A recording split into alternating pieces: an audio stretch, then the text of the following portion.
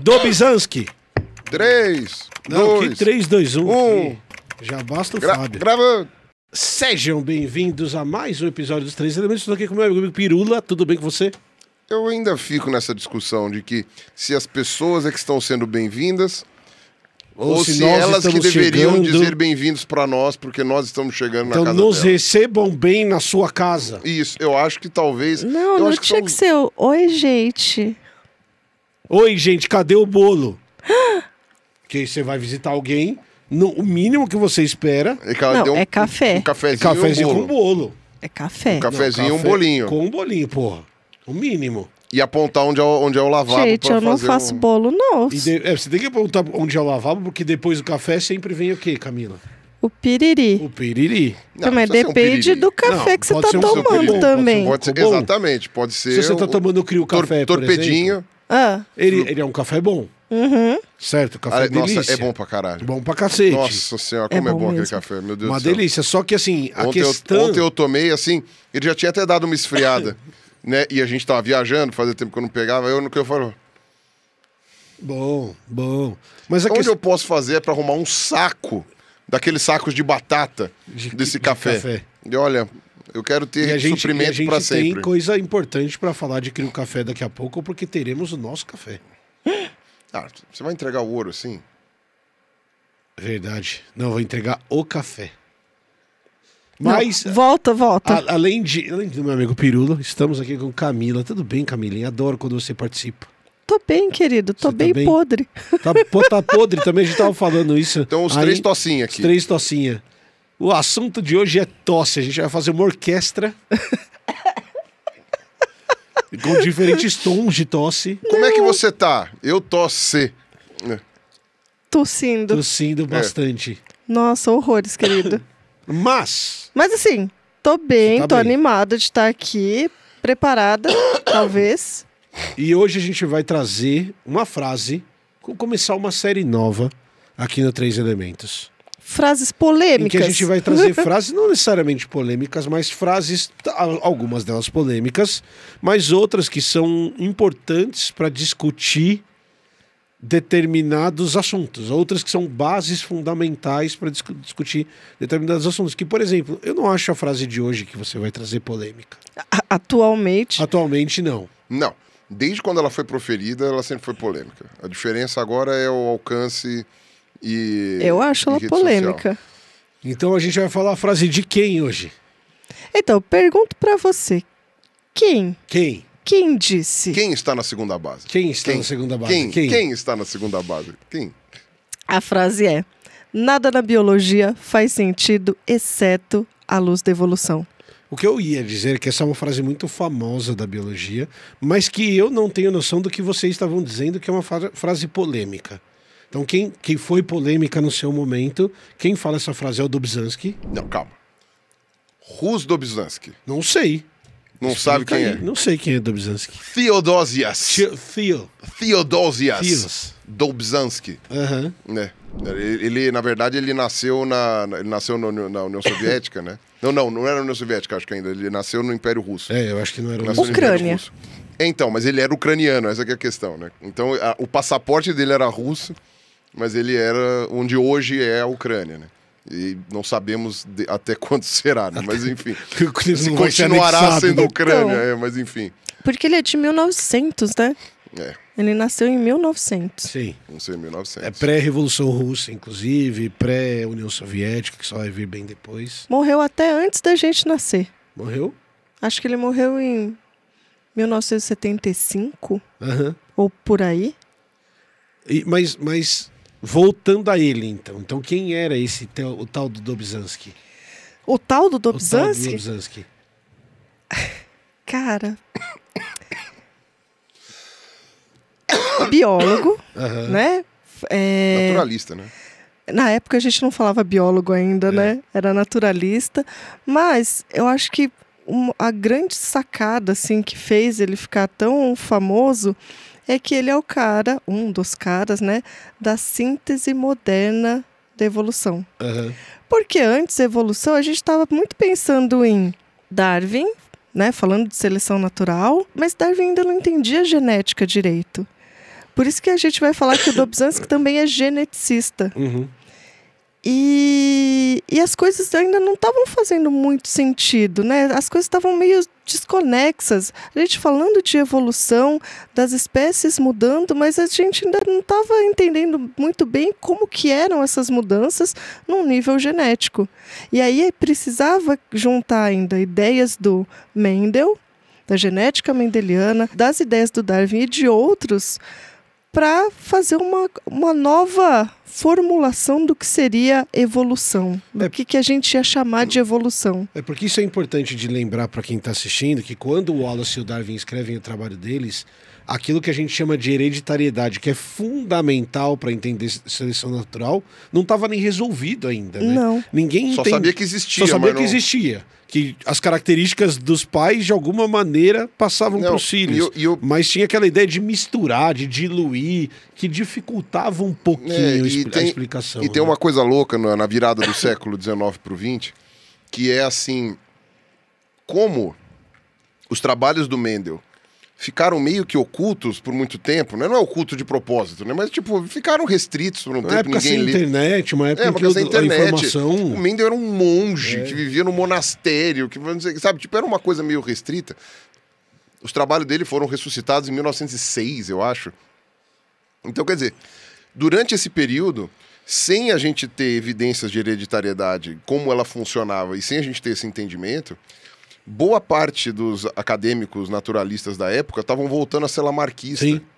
Porque eles falaram, pô, a ideia do Darwin e do Wallace parece fazer todo sentido, mas se a gente não sabe explicar como é a genética, né, como é a genética não, como a gente não sabe explicar como é a hereditariedade, então vai que é a transmissão de caracteres adquiridos, né? Tipo, vai que é isso. Tipo, é mais prático um lamarquismo. Tanto é que o próprio Ernst Mayr, que foi um dos que também participou da teoria sintética evolutiva, e ele nasceu em 1904, no caso, né?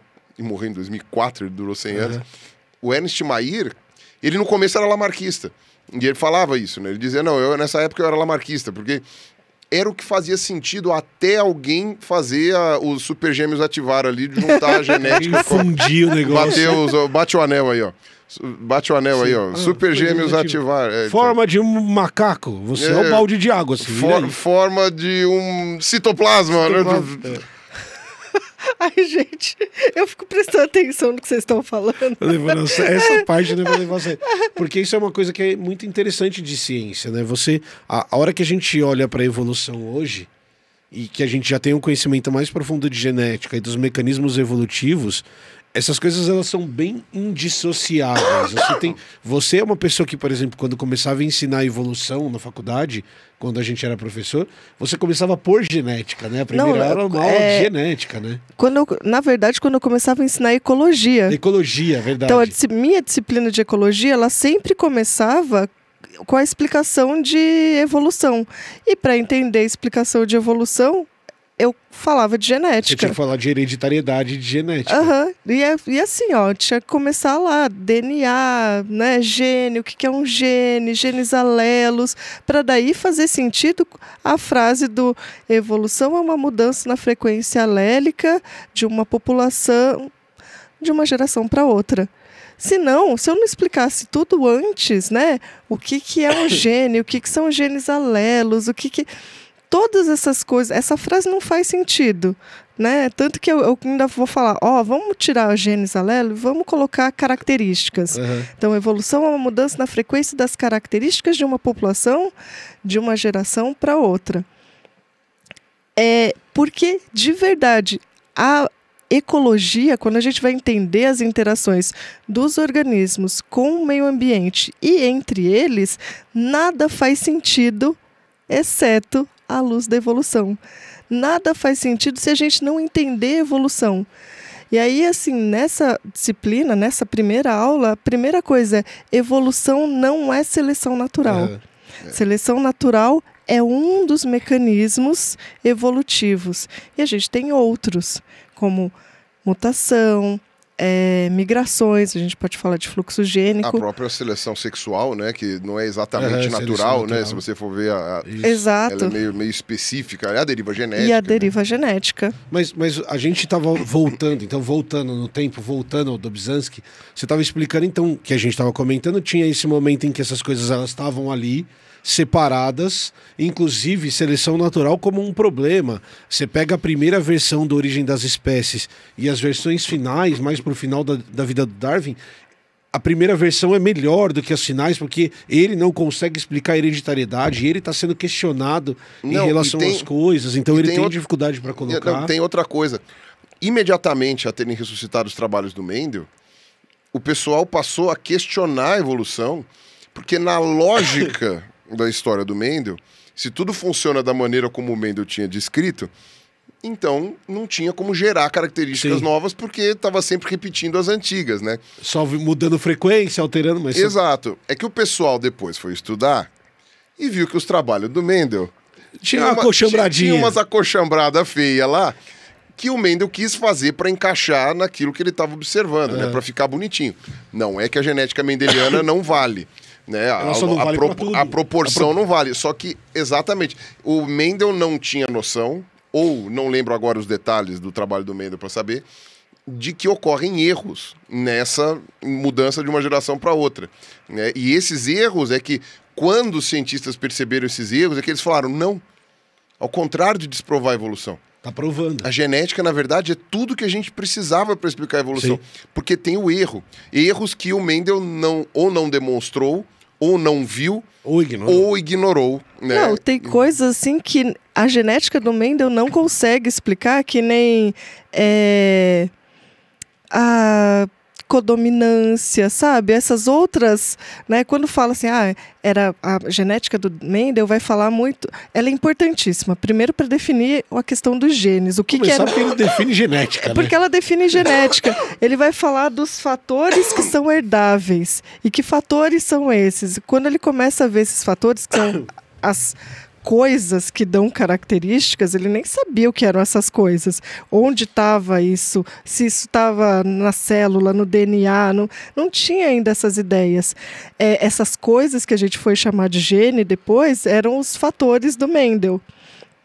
Mas esses fatores, ele escolheu características muito bonitinhas, que tinham uma dominância completa, sabe? Que era um alelo só. Que era um só, não um alelo só, era um gene só, com diferentes alelos, com diferentes expressões, e isso funcionava muito bonitinho. E legal ele ter conseguido isso. Lógico. Legal, ainda bem que alguém fez isso. Fundamental. Não, e ficou anos e anos e anos lá cultivando as ervilhas dele para achar essas características que encaixavam tão bonitinho no que depois vai ser a genética mendeliana. Mas várias outras coisas não encaixavam.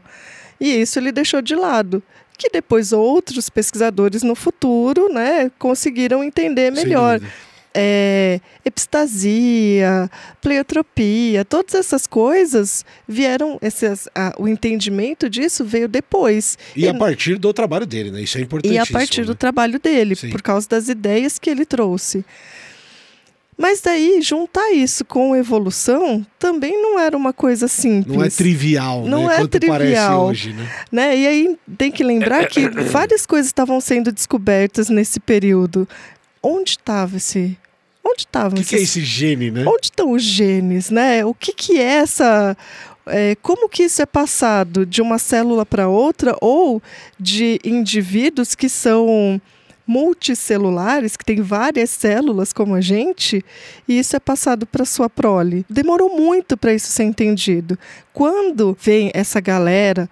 Mayr, Dobzhansky e outros. Só para começar, o pai do Dobzhansky era matemático. Então, assim, trazer esse olhar matemático para a biologia evolutiva, foi essencial para entender como que essas características variavam nas populações. E o trabalho dele era com mosquinha da fruta, era com drosófila. Não a melanogaster, era uma outra, acho que é pseudobscura que ele trabalhava, e até talvez a melanogaster também. E aí ele ficava, é ótimo, né? Não sei se vocês já viram como que que faz trabalho com com drosófila, com essas mosquinhas, a gente põe nos frascos, geralmente um Erlenmeyer, com um meio nutritivo, onde elas conseguem ali comer como se fosse a frutinha podre, o que elas precisam, e elas vão cruzando ali, vão, né, tendo gerações e gerações, e a gente só vai trocando os potinhos e vendo como... Vai misturando população, pega a mosca de um lado, joga pro outro. E a gente consegue ver as características ao longo das gerações, se elas estão mudando ou não, como que isso acontece, tanto que é o Dobzhansky que vai falar de pool genético, que a gente adora zoar, né, a piscina de genes, mas assim, o que é o pool genético de uma população? São todos os alelos, todas as variações daquelas características de uma população, e aí ele conseguia acompanhar isso, e ver que, mesmo que não houvessem pressões seletivas externas, que as populações iam mudando. Por quê? Você começa a entender outros mecanismos, né? Você começa, a partir disso, perceber outras coisas que estão acontecendo, né? Então, foi muito legal essa integração de disciplinas para a gente entender realmente um pouquinho mais sobre o que é evolução. E aí a evolução ressurge para explicar a biologia, né? Você tem um bando de cientistas olhando para aquilo e falando, beleza, agora esses buracos que eu tinha aqui, eu consigo explicar com essas informações que eu tenho aqui, eu misturo tudo e crio um Megazord aqui, que é uma mistura de evolução com genética, que é a síntese moderna da evolução. Entendeu o mecanismo. E óbvio, a síntese, até onde eu lembro, ela demorou algumas décadas para ser observada. Esses cientistas, esse grupo de cientistas, né, eles foram algumas décadas, tanto é que no meio do caminho teve a descoberta do DNA, né? Do DNA em si, né? Da molécula, né? 60, a molécula, estrutura de DNA, genética molecular surgindo a partir daí. Mas a teoria sintética já estava sendo elaborada há muito tempo, né? Tipo, quando descobriu a estrutura do DNA, foi tipo assim... Tadã! Estamos explicando, estava certo. Então, foi um troço muito interessante, né? Quando foi isso. Porque antes o pessoal estava trabalhando com as coisas de base molecular, mas sem ter noção de qual era a molécula, né? Não, porque o Dobzhansky, ele nasceu em 1900, e em 1920 e pouco é que começam os primeiros trabalhos dele. Até a gente chegar à teoria, até a gente entender DNA mesmo, foi década de 50, 60, demorou... Tem 30, 40 anos de trabalho de galera batendo a cabeça para descobrir isso. Tá, a gente explicou quem é Dobzhansky, explicou um monte de coisa de genética, falamos de tudo mais, mas... a proposta original era discutir a frase. Então eu volto para vocês. Volto pro Pirulinha, para mim, para você. Qual que é a frase que ele fala? Nada em biologia faz sentido, exceto a luz da evolução. Essa frase, que o Pirula, inclusive, fala que ela é polêmica. Ela está essencialmente correta. Ela está essencialmente correta. O paradigma básico da biologia é esse. O pressuposto básico da biologia. Exatamente. Não, na verdade, é a ideia unificadora, que é o que faltava na biologia. Né? Na física, você já tinha tido, com os trabalhos do Newton, uma ideia unificadora da física. Né? Depois, com a relatividade, isso acaba gerando ali também um acréscimo, mas enfim, você já tinha uma teoria unificadora da física como disciplina. E você não tinha um unificador das ciências naturais ainda colocado ali, entendeu? E aí a evolução ela serviu como paradigma, e tudo que a gente estuda na biologia tudo tem base evolutiva. Se você tira isso desde o estudo de biologia celular, de ecologia, desenvolvimento, né, de, sei lá, imunologia, tudo, de qualquer aspecto da biologia, todos eles, você precisa enfiar a evolução ali, porque ele é o paradigma central. Mas eu só vou descrever o tipo de sei lá, histologia. Eu só vou descrever as células dos tecidos. Não interessa. Sim. Você tem todo aquele parâmetro evolutivo por trás, porque senão não faz sentido. Sim. Né? Não, e você pega exemplos modernos, para quem está assistindo, que fica mais direto ainda, você pega imunologia. Vamos falar sobre imunologia, vamos falar sobre virologia. Acabou. Cara, evolução é fundamental. Microbiologia. Não, e todas as perguntas da nossa infância. Por que esse bicho é assim? Exato. Por que essa planta faz isso? Por que tal organismo se você não tiver uma base evolutiva, é muito difícil explicar. Com a base evolutiva, tudo faz muito mais sentido. Tudo é muito mais claro, né? E tem uma outra coisa que eu acho que pra gente, a gente viu isso nos museus, a gente vê isso quando a gente estuda o seu trabalho como um resgatador dessa informação pra gente é fundamental. E isso está ligado a um conceito que também é pilar da biologia, porque é evolutivo, que é o conceito de ancestralidade e o conceito de ancestralidade comum. Porque isso é uma coisa muito foda que surge a partir do momento que a gente consegue entender a evolução, que o Darwin já falava, na verdade, mas que a gente ganha essa base a partir dos trabalhos da síntese e do trabalho do Dobzhansky que a gente está falando, é que o biólogo que não entende, que não usa no seu trabalho a ideia de ancestralidade comum, ele é um biólogo falho. Ele falha no trabalho dele, ele é incompleto. Porque a ancestralidade comum é fundamental para você entender processos que você está vendo hoje. Ele é falho no trabalho dele. Tem uma coisa interessante. Tem um comentário que eu recebi essa semana de um cara que ele falou assim, você está defendendo a evolução, isso daí não prova nada, porque fizeram o projeto Genoma e descobriram que a gente é o parente mais próximo do rato. E aí eu cheguei e falei assim, olha, isso num vídeo em que eu explicava sobre a sequência de grupos dos primatas e dos bichos mais próximos dos primatas. Eu cheguei e falei assim, olha, o projeto Genoma nunca disse isso. Para começar.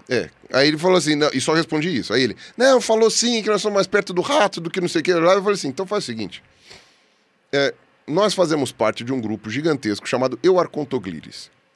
Glires é o grupo que tem roedores e lagomorfos, né, coelhos, etc. E ele é grupo irmão daquele ramo que vai levar os primatas. Né? Então, faz sentido que dentre os mamíferos nós tenhamos uma proximidade muito grande com os roedores. Uhum. Mas a gente tem uma proximidade muito maior com os demais primatas. Como todos os trabalhos genéticos demonstram, e como eu falei exaustivamente neste vídeo que você está enchendo meu saco. E obviamente que o cara parou de responder. Talvez ele ainda volte semana que vem.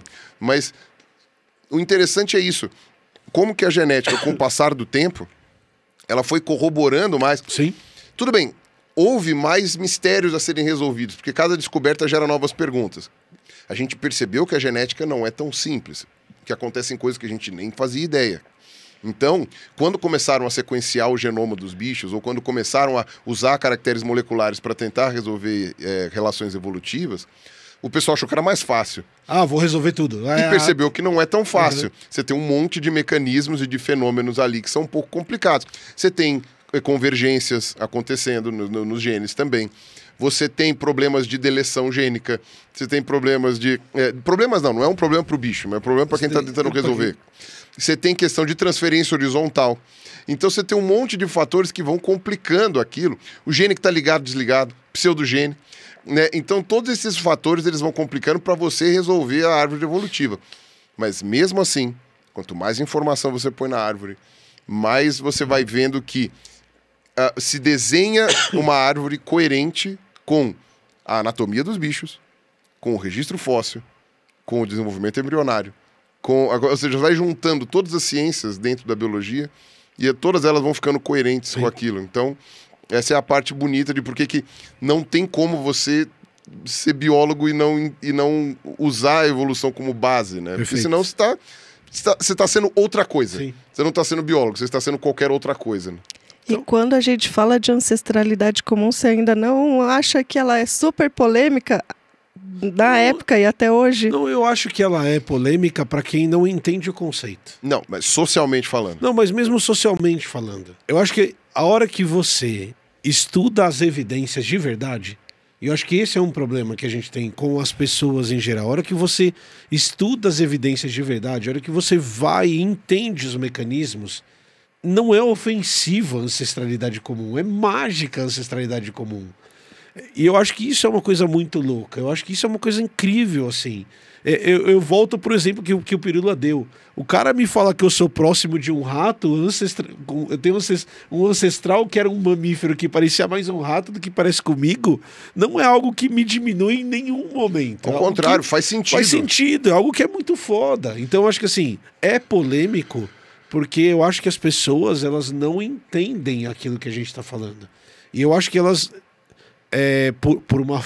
E não por uma falta de capacidade delas, não é isso que eu tô querendo dizer. É porque elas não entenderam a evolução direito, não entenderam a genética direito, não entendem esses conceitos que a gente Emílio, tenta repetir com tanta eficiência. O problema da questão polêmica é o seguinte, e isso é algo que eu já comentei em outros lugares.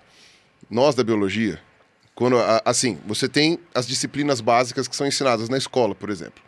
Então, você tem letras, você tem geografia, você tem história, você tem matemática, você tem química, física. Todos esses professores... Eu vou colocar a história junto com a gente. Os professores de história eu vou pôr junto com a gente.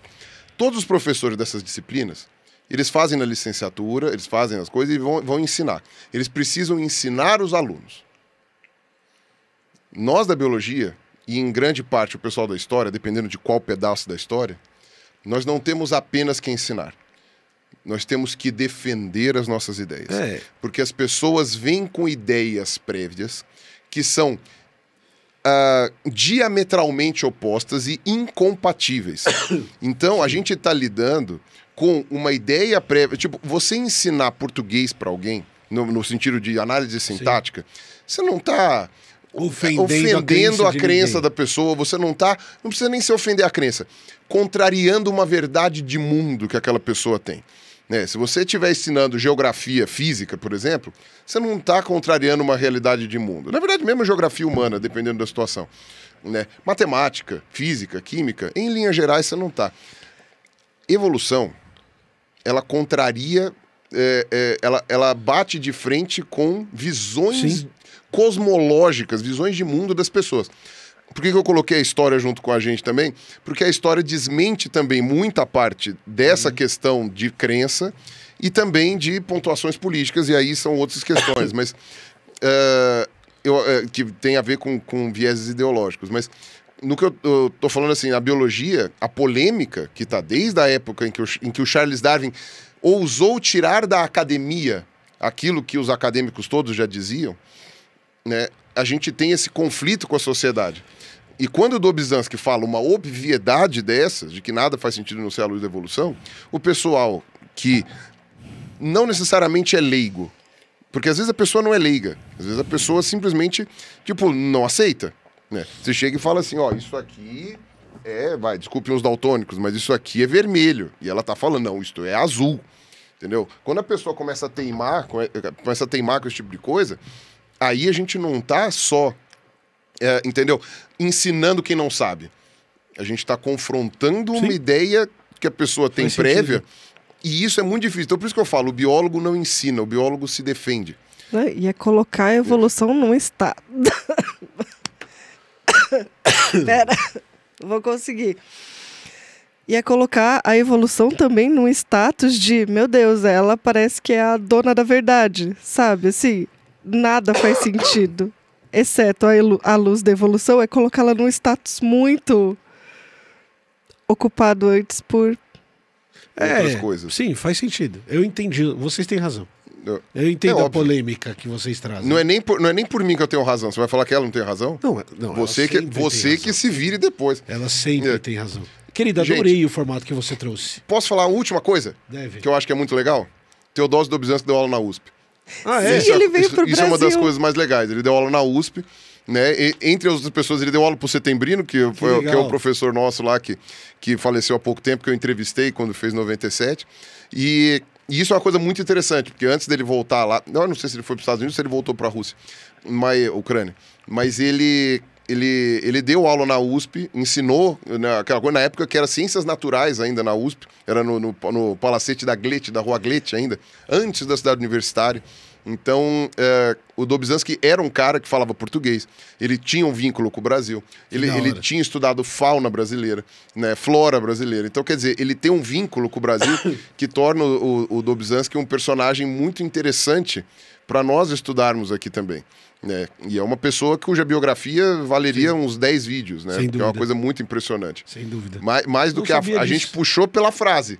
Mas o Dobzhansky vai muito além disso, né? Sim. Ele é um cara muito, muito fundamental. Sim, demais. Adorei o formato que a Camilinha inventou.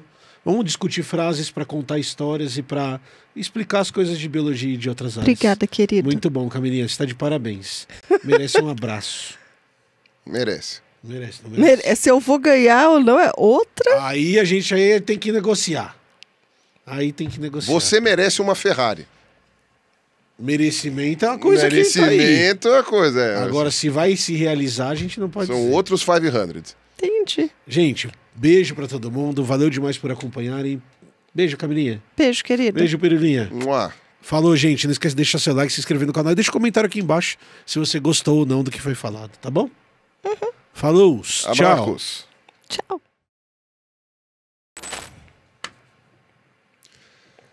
E aí, gostou?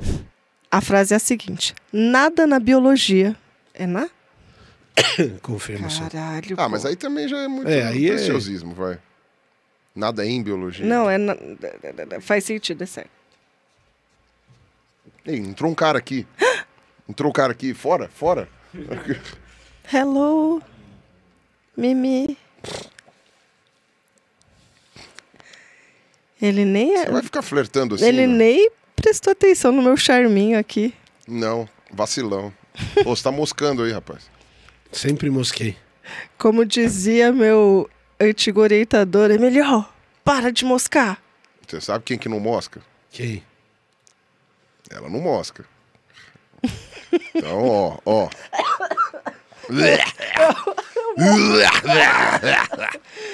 Vai lá. Pera, gente, eu vou ter que morrer um pouquinho. Cadê essa água? Não sei. Não tem água. Desculpa, gente. Não tem que desculpar nada. Estamos todo mundo tossindo aqui. Eis a prova. Tosse aí. Não, essa tosse tá doendo. Vocês já não estão com uma dor aqui de tanto Nossa, tossir? minhas costelas estão... Nossa, ontem tava horrível.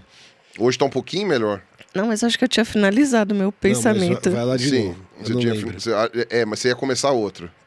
E o que eu falei? Você tava falando... Por que os bichos são desse jeito? Isso, sim, é vai verdade. lá, volta pra isso.